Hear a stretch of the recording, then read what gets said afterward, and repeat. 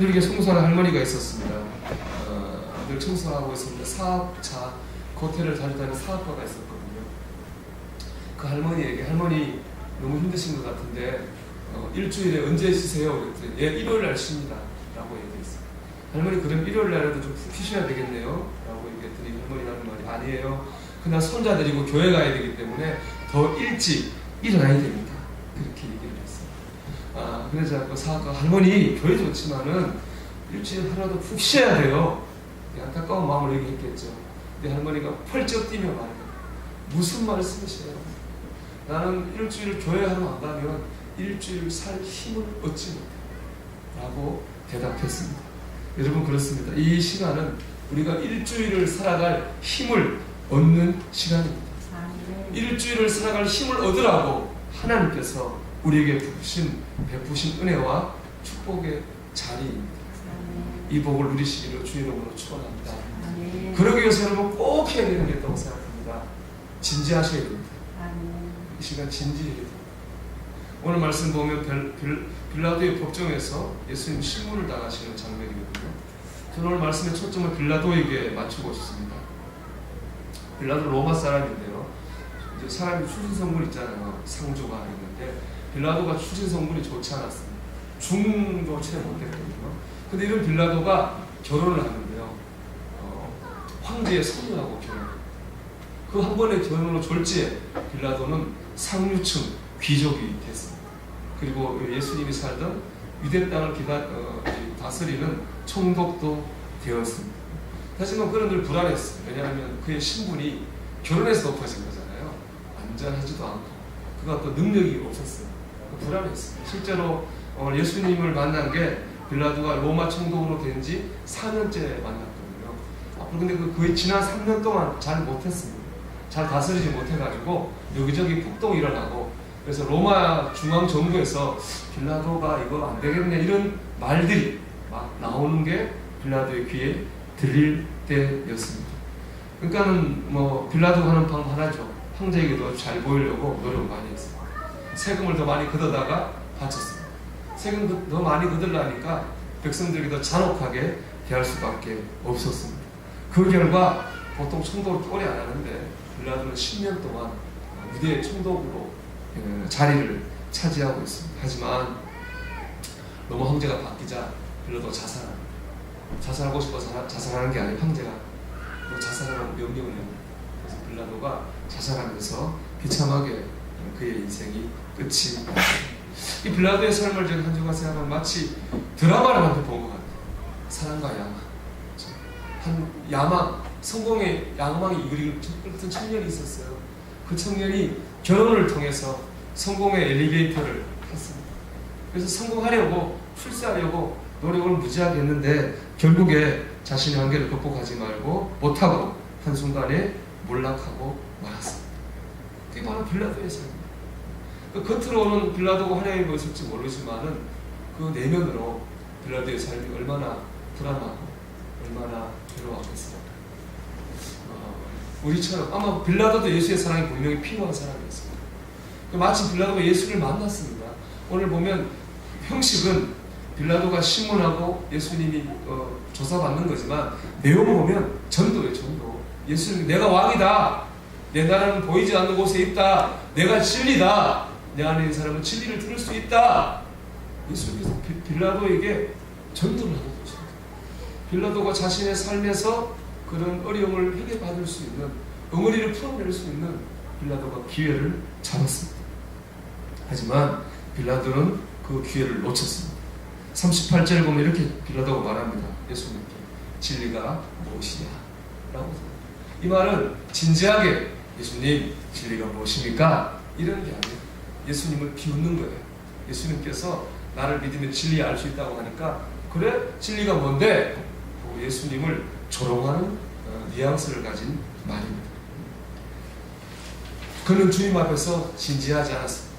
그래서 그의 삶을 구원받을 수 있는 기회를 놓쳤습니다. 창세기 19장 14절에 이런 말씀이 있는데요. 같이 한번 읽어보겠습니다. 창세기 19장 10절 같이 읽어봅시다. 롯이 나가서 그 딸들과 결혼할 사위들에게 말하여 이르기를 여호와께서 이 성을 멸하실 터이니 너희는 일어나 이곳에서 떠나라 하되 그의 사위들은 농담으로 여겼더라. 아멘. 하나님께서 아브라함에 나타나셨습니다. 저 죄 많은 소돔성을 불로 멸망시키겠다. 그때 소돔성에는 아브라함의 조카 롯이 살았거든요. 아브라함 롯에게 갔습니다. 하나님이 이 성을 멸망시킨다고 하니 빨리 피신해라. 그 얘기를 롯이 자기의 딸과 사이들을 불러놓고 얘기했습니다. 하나님께서 이 성을 멸망시킨다고 하니 너희들 빨리 도망가자. 그때 사이들은 어떻게 얘기했습니까? 이 말씀을 농담으로 얘기했습니다. 그들은 구원받을 기회를 놓쳤습니다. 결국 그들은 소돔성과 함께 멸망당하고 말았습니다. 여러분, 우리가 이 시간 예수의 사랑을 체험하고 은혜를 체험하려면 여러분 이 시간 진지해야 됩니다.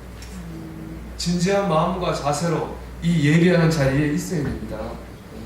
예수님이 지금 내 앞에 계심을 믿어야 됩니다. 형식적인 마음, 습관적인 태도로는 주님을 체험할 수 없습니다. 그리고 진지하셔야 됩니다. 제가 직접 들은 한 장로님의 간증입니다. 부평교회에 있는 김모 장로님 간증인데요. 이 김 장로님은 괴산 사람입니다. 그런 사람인데 19살에 이유를 알 수 없는 병에 걸렸습니다. 그래서 충북 도립병원에 이제 갔는데, 그 당시는 충청도에 제일 좋은 병원이죠. 갔는데 의사 선생님이 이 병 이유를 모르겠고 너는 죽을 거다, 그런 진단을 받았습니다. 그게 절망해서 왔는데, 그때 어떤 사람이 얘기하기를, 야, 기도원에 가면 병원에서 못 고치는 병을 고칠 수도 있다더라 라는 그런 말을 듣습니다. 그래서 이분은 신앙이 없는 사람, 예수를 안 믿는 사람인데 지푸라기라도 잡는 심정으로 기도원에 갔습니다. 그래서 매일매일 기도원에 집회에 참석했는데, 믿음이 없는데 어떻게 느낌이 느껴지는 게 있겠습니까? 그냥 하루하루 그냥 참석했는데 어느 날이었어요. 말씀을 듣는데 이만한 둥그런 불덩어리가 가슴으로 확 들어오더라고요. 그때 갑자기 자기의 삶이 지난 삶이 보여지면서 자기의 죄가 보여지더라고요. 그러면서 그분이 자기도 모르게 하나님 앞에서 울며 가슴을 치며 회개 기도를 올렸더라고요. 그리고 회개 기도가 끝났더니 그의 병이 깨끗하게 치유받게 됐습니다. 그래서 집으로 돌아가 자기 집에서 교회를 만들고 교회를 세워서 지금 이제 부평의 장로교회 장로님으로 계시다고 하는 그 간증을 제가 들었습니다. 여러분, 회개했다고 하는 건 뭡니까? 그만큼 하나님 앞에 진지해졌다는 거 아닙니까? 진지하니까 자기 삶을 돌아보고 회개하는 거 아닙니까? 하나님 앞에 진지할 때 하나님 역사를 체험합니다. 베드로는 갈릴리 호숫가에서 고기를 잡다가 예수님을 만난 겁니다. 예수님이 처음에는 그런 분인지 몰랐어요. 예수님이 구원자임을 깨달았어요. 그때 베드로가 한 말이 뭔지 아십니까? 선생님! 나를 떠나세요. 나는 죄인입니다. 라고 고백했어요. 예수님께서 구원자임을 깨달는다면 우리는 진지해질 수밖에 없습니다. 사랑하는 여러분, 이 시간 이 자리에 눈에 보이지 않지만 예수님이 계신 걸 믿는다면 여러분 진지해지십시오. 습관적으로 찬송하지 마십시오. 찬송은 곡조 있는 기도입니다.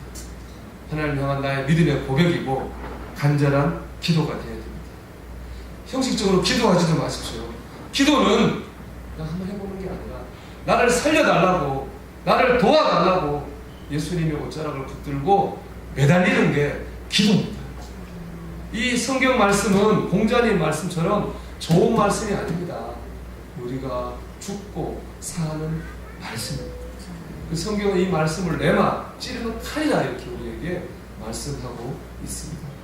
여러분 진지하게 예배하십시오. 그럴 때 주님의 역사를 체험합니다. 우리의 얼굴이 달라집니다. 누리면서 해방되고 평화를 얻고 이 일주일을 살 힘을 얻을 수 있습니다. 두 번째, 여러분 나를 내려놓고 주님을 의지하십시오. 빌라도가 주님을 앞에 두고도 주님의 은혜를 체험하지 못한 이유가 뭐겠어요? 자기가 너무 강한 거예요. 자기가. 사세기 역사가 요세푸스라든지 필로라고 하는 분의 그 역사가의 글을 보면 빌라도의 기록이 잠깐 나오는데요. 거기 보면 빌라도는 로마 황제의 눈에 들기 위해서는 무슨 일이든 하는 사람이었다고 합니다. 그래서 그가 총독의 자리에 있으면서 가지고 있는 관심 하나입니다. 오직 출세입니다. 그래서 그는 아주 그냥 잔인하게 통치했답니다. 그래서 그러다가 주 36년에 사마리아에서 반란이 일어났는데 그 반란을 잔인하게 진압하다가 오히려 그게 더 문제가 커져서 결국 그것 때문에 황제에게 버림받게 되었다고 합니다. 결국 빌라도의 목표는 출세입니다. 방법이 뭡니까? 황제에게 잘 보이는 것. 물론 우리 모두에게 나의 목표가 있고 그 목표를 이루는 방법도 있습니다.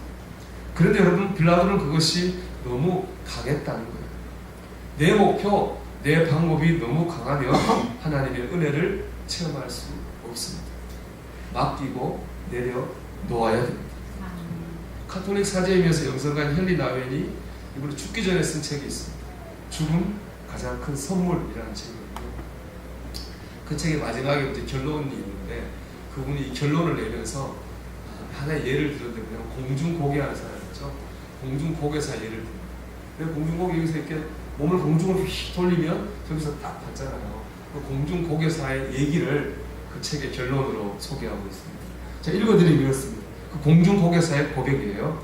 나는 공중날기를 할 때 나를 붙잡아주는 사람을 전적으로 신뢰합니다. 대중들은 나를 위대한 스타로 생각할지 모르지만 진짜 스타는 나를 붙잡아주는 그 사람입니다. 그는 1초에 몇 분에 몇 가지 맞출 만큼 정확하게 내가 갈 자리에 와 있어야 하고 내가 그네에서 길게 점프할 때 공중에서 나를 잡아 치야만 됩니다. 공중에서 나는 아무것도 하지 않습니다. 붙잡아주는 사람이 모든 것을 합니다. 이것이 공중 날기의 비밀입니다. 최악의 실수는 공중 나는 사람이 붙잡아주는 사람을 잡으려 드는 겁니다. 내가 절대 그를 잡으려 들면 안 됩니다. 만약 내가 그의 손목을 잡는다면 그의 손목이 부러지거나 내 손목이 부러지고 말 것입니다. 공중 날기를 하는 사람은 붙잡아줄 사람이 자기를 위해 제자리에 와 있다는 것을 믿고 팔을 뻗어야 합니다. 공중 나는 사람 뭐예요? 이 사람을 믿고 자기의 몸을 공중에 던지는 거예요. 믿음이 그런 것입니다. 믿음은 하나님을 믿고 나를 하나님께 던지는 거예요. 믿음은 하나님을 믿고 나를 하나님께 맡기는 거예요. 그럴 때 믿음의 역사가 있게 될 것입니다. 이 시간 이 예배에서 믿음의 역사가 나타나길 바랍니다. 여러분, 이 시간은 예수님을 아는 시간이 아니에요. 예수님을 체험하는 시간. 예수님의 말씀에 대해 공부하는 시간이 아닙니다. 여러분 한 사람 한 사람을 향해 말씀하시는 주님의 음성을 듣는 시간이 바로 이 시간입니다. 저는 그렇게 되기 바랍니다. 이 예배를 통해서 진지하게 주님을 의지함으로 진리이신 예수님을 체험하는 저와 여러분 되기 바랍니다. 그래서 우리의 얼굴이 달라져 우리가 일주일 살 힘을 공급받은 채 저 세상으로 나아가는 저와 여러분 되시기를 주님의 이름으로 축원합니다.